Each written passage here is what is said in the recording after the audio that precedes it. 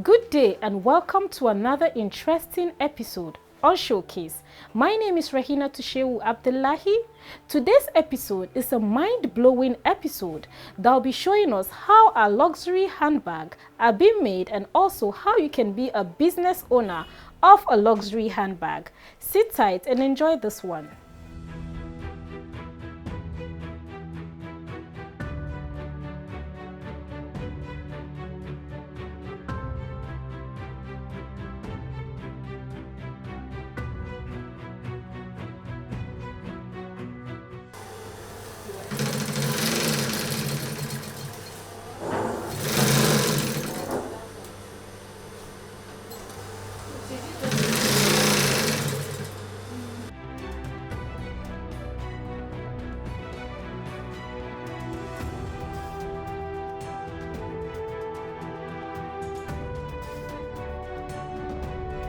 My name is Uko Lemie Doris. I'm from Anambra State. I attended my primary school at Early Life Nigerian Primary School, Lagos. My junior secondary school was at FGD Sebuari in Abuja. Senior secondary school was at Lamaris College, Life Camp. I did my undergraduate studies at Madonna University, Department of Public Health.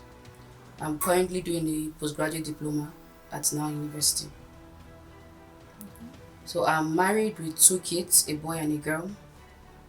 I come from a family of 6 children, which I'm the second. I have 4 sisters and a brother. So my parents are still alive, well and healthy. I entered Madonna University as a medical student. As a medical student, and I think somewhere along the line, I just lost interest with the whole accreditation. We had accreditation problem then, so it was a long process, and I'm a very restless person. So I did not see myself waiting that long to graduate. So I made the decision to move to public health. I think Nigeria in general became more aware of public health after this COVID era. Because when I moved from medicine to public health, every Nigerian parent is either a doctor or a lawyer or you're an engineer, and we have all that in my family. My other sister is a doctor, my immediate younger sister is a lawyer, the one following her is an engineer. So it was a tough pill for them to swallow when I made that change, but I don't regret it. It's a very fun course.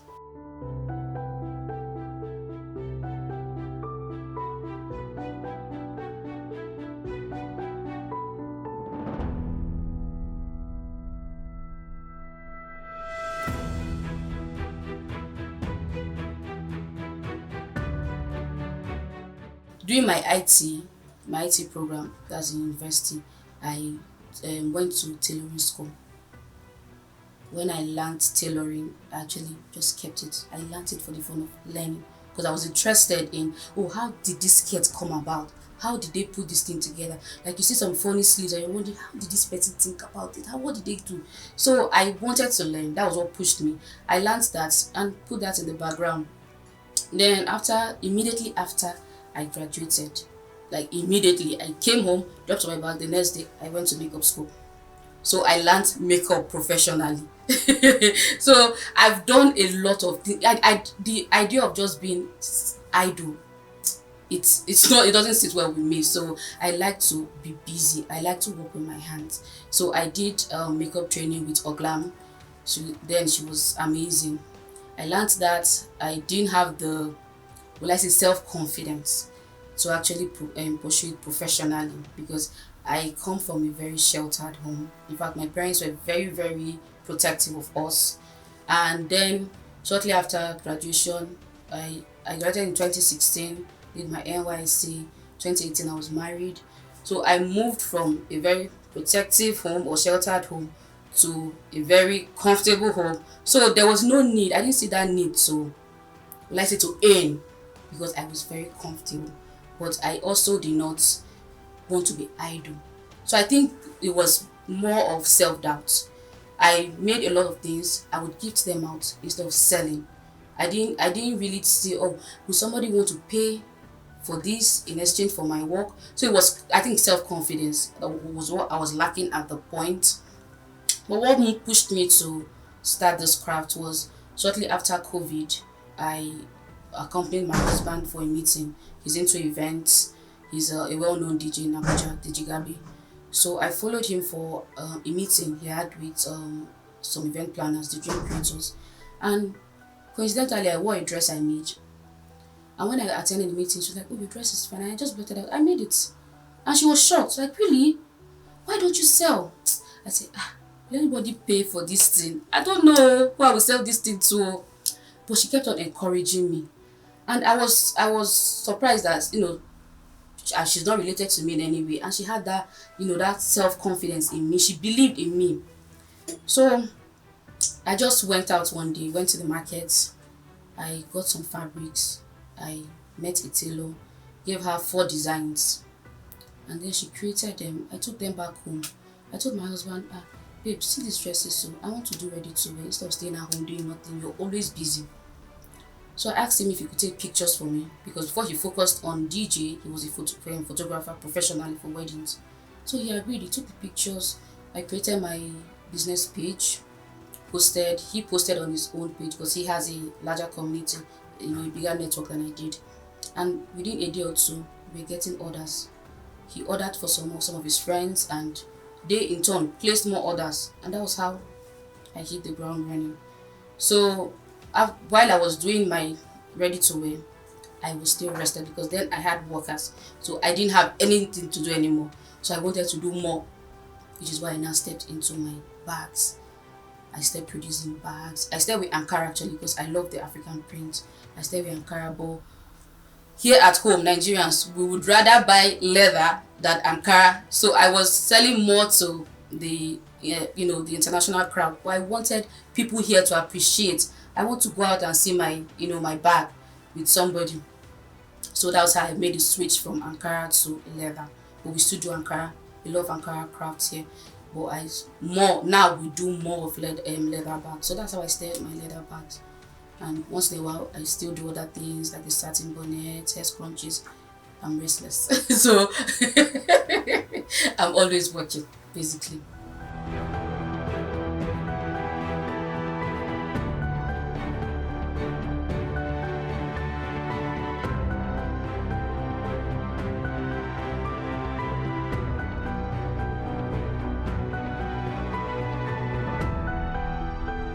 I think for an average to learn to make a bag, it takes about 3 months on an average. And people differ, but I learned under 3 months.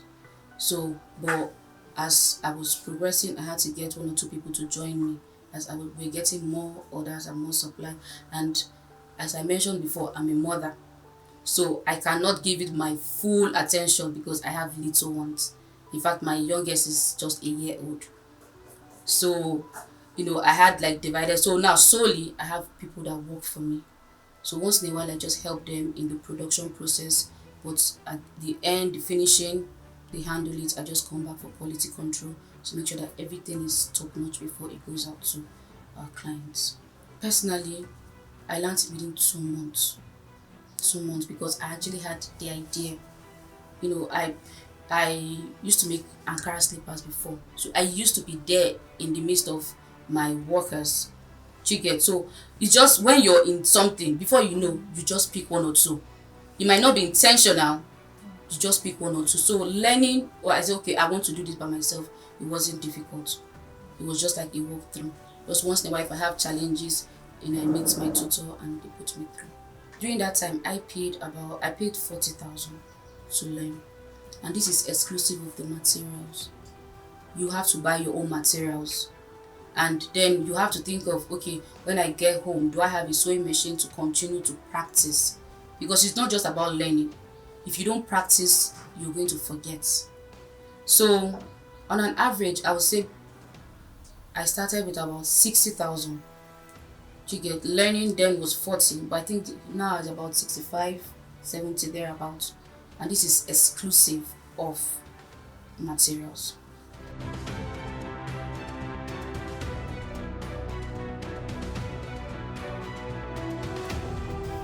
Like I said, I just got married. I was at home. I was basically a housewife, a restless housewife. So I just remembered my husband gave me some money to keep, for myself.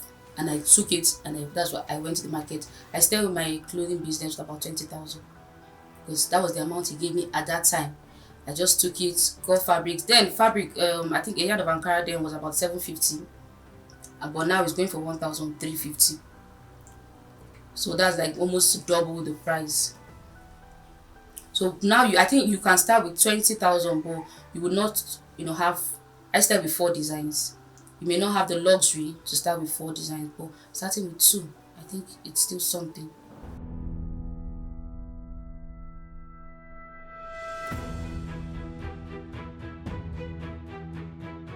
Currently, I don't think there's any business owner in Nigeria, not just Abuja, that is not affected. There's nobody. Especially if you have staff, like currently, I just have 1 person on ground. Most of them don't have transport money to come to work. What we do, some days, we've reduced our working days to 3 times a week. So some days we have people who sleep over, then go back during the weekend.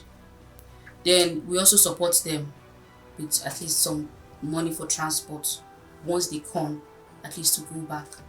Then fuel, but in Nigeria, you don't have steady electricity, you have to buy fuel for your generator. And if with all that increase, salary is not increasing. So if you increase your price, you're not doing your business any good, you're not doing your customers any good, because where is that? Who is going to bear that burden? So if you have a hike in price, when you're not selling essential commodities, people will as well do without it. I think I'm doing well as it is, because everybody now is social media savvy. Most people buy things online. So the main thing I think is the online presence. Currently, we are using here more for our manufacturing, for production, and display. We hardly have people who work in. Most people, we have more online, buyers than who are actually working. So people do come because some people have been scammed. So they want to come and see with their 2 eyes what you're selling, what it looks like, because sometimes pictures can be, different from the actual distance. So I don't think my location is affecting me whatsoever.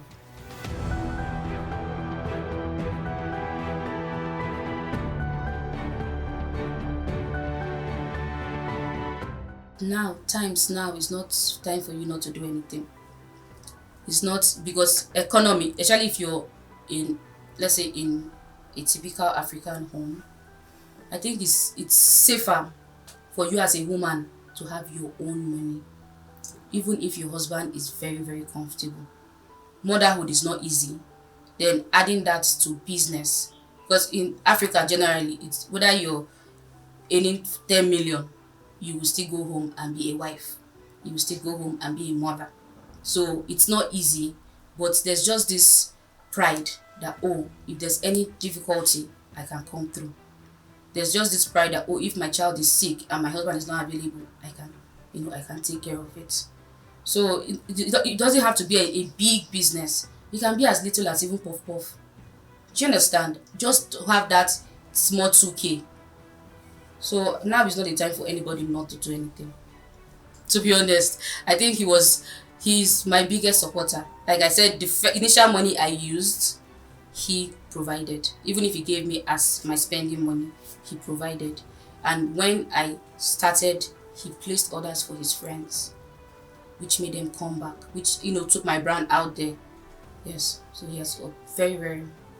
And I don't think you can actually start a business without your husband's support in Nigeria. No.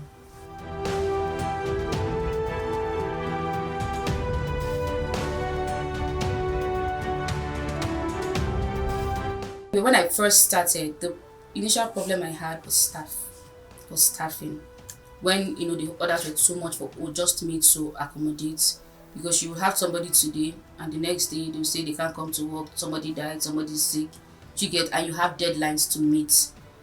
Then recently, prices of everything, all raw materials are very high. Transportation is off the charts. So I think for now my major challenge is cost of production, having your money tied down, because I won't say raw materials, because I source all my materials myself. I see them, touch them, feel them before I buy. But sometimes you buy thinking that, oh, this particular leather is going to move, and you just stuck with it.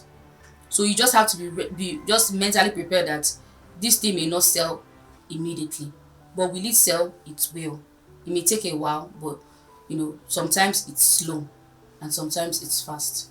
So I think that's business in general.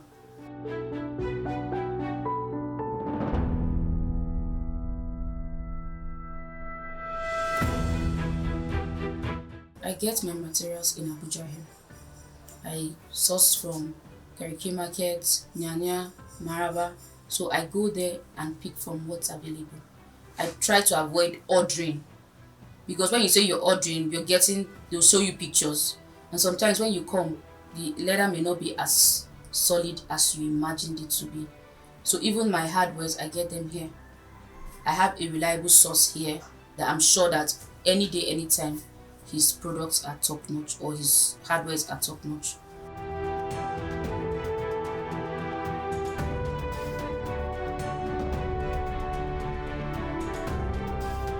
Sometimes you come to work and everything is going wrong. I think there's time I've come to work. We had a dress that was supposed to leave the country. We were not done. The tailor in charge of the clothes did not come that day. My machine, okay, let's start the work. My machine stopped working. It wasn't pushing. So a lot of things were going wrong. I had to take it to DHL, way, do other things before they closed, and it had to leave that day. So I was tired, I was frustrated, I was lashing out, but I did not want to think of all the people that believed in me, or my husband going back and telling them, I'm tired. I didn't want to do that. And I think I've gone too far to look back. So giving up is not even an option.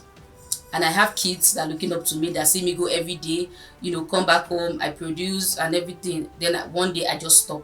I don't want them to grow up with the sense that, mommy used to.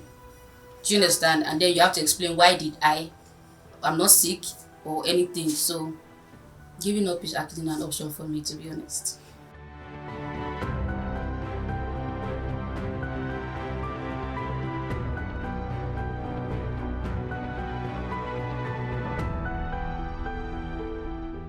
First, I would say I have been blessed with amazing, because from most of my clientele come from my network.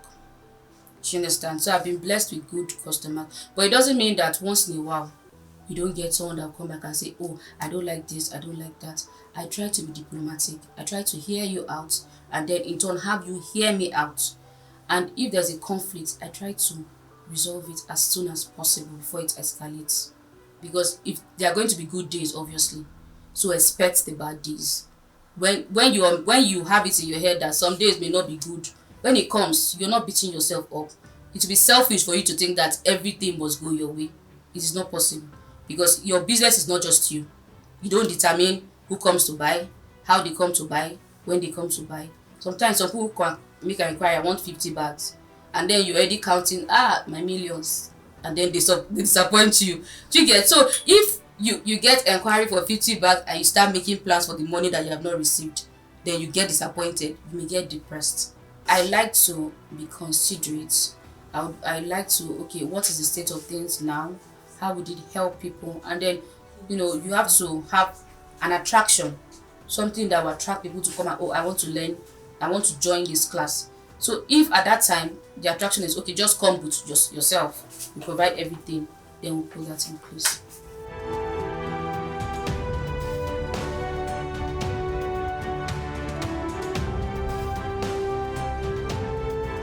My family, I think they are my biggest customers. If I bring out any design, everybody's getting it. Sometimes they even send their own styles, they send their designs. Like my bags, all my siblings have at least 3 designs of my bags, my dresses. So, I think my mom doesn't even sew from any other place. If she has dresses, she sends them to me.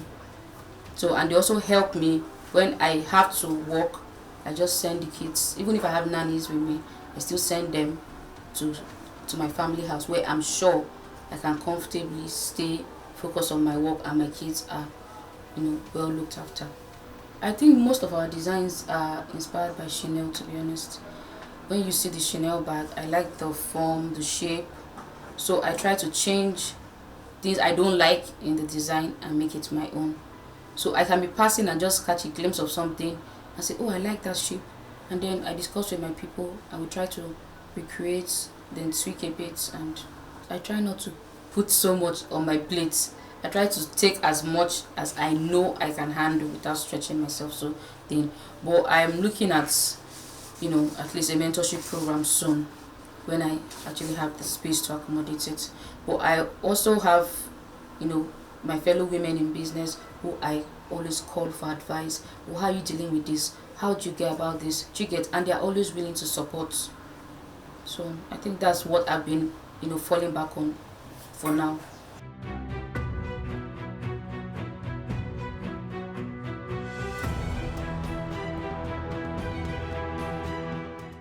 I believe a business should sustain itself. I try not to go back to my husband and collect more funds, even if I know I can. So when you know, I try to create a target for myself every month, and if I can, I surpass. And if I surpass, I take that extra and put back into the business. Like I can purchase maybe like all my mannequins you're seeing here. I bought them from the proceeds from this business. I didn't have to dig my hand into any other funds to do that. You get? Every little extra I get, I put them back. When I started, I didn't have all them brandings, I didn't have my name tags, I didn't have all that. I started small. You get? Even if I knew I could, source for the funds and start big, but I wanted to, start from the scratch, because if you actually know what you're doing, your workers won't take it for granted. They can decide to not show up and you carry on. You get? So regardless of, if you have people that you're working with, you can still, stand on your own. So for financially, I try to, okay, this is what it will cost, my cost of production, I keep it aside. Then this is what it's going to cost me for branding. When I say branding, my name tags, my nylons, my bags, everything, I put it aside, add it to my cost of production. I know, okay, from these bags, this is what I want to get for profits.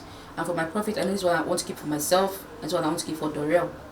So I do all that calculation before I determine the price. And when I determine my price, I try to be fair and not, have my price so high that even regular people cannot afford. You get? With time, when we're getting better, we may go up, but for now I want to give people affordable luxury. You're getting the price of what you can go to a mall to buy for cheaper, and yet all our quality is top notch. We're not compromising on quality whatsoever.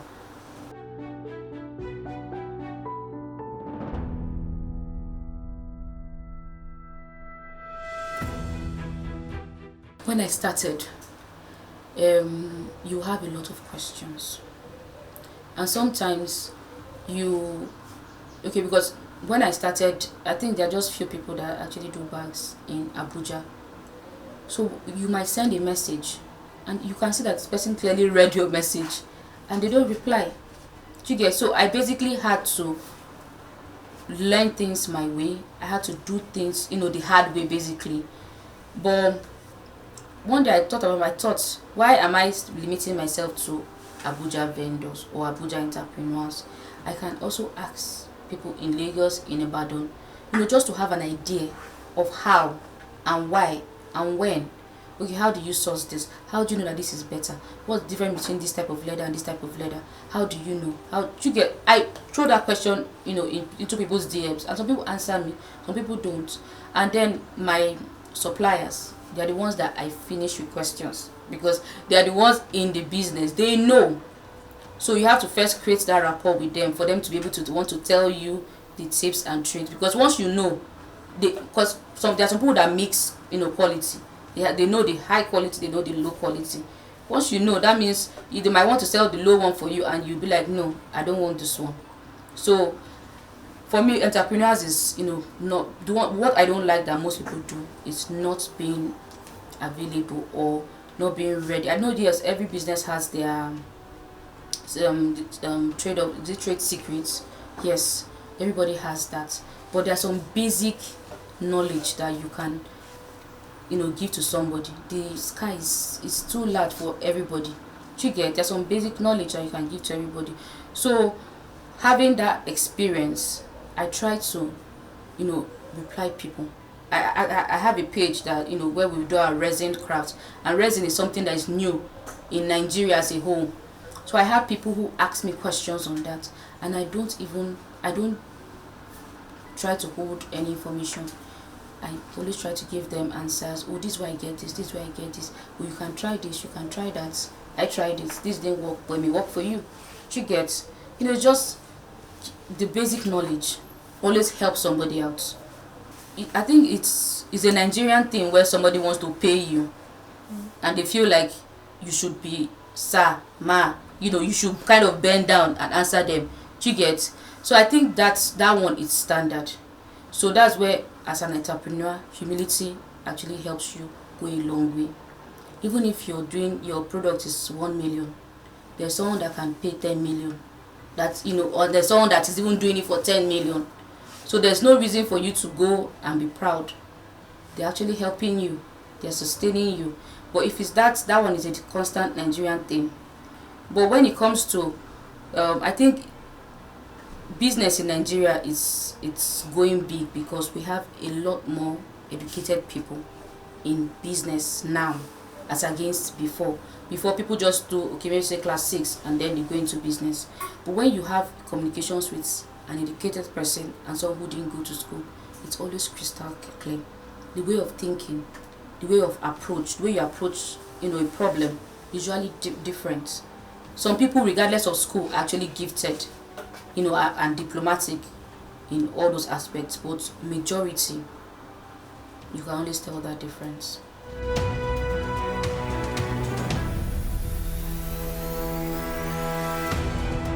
I hope that we were able to see the process of making our luxury handbags and how we can start up a luxury handbag business in case you want to start up the business.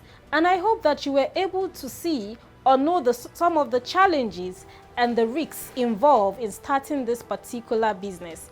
Thank you for watching. Join us next time on another interesting package on Showcase. My name is Rahina Shehu Abdullahi. Bye for now.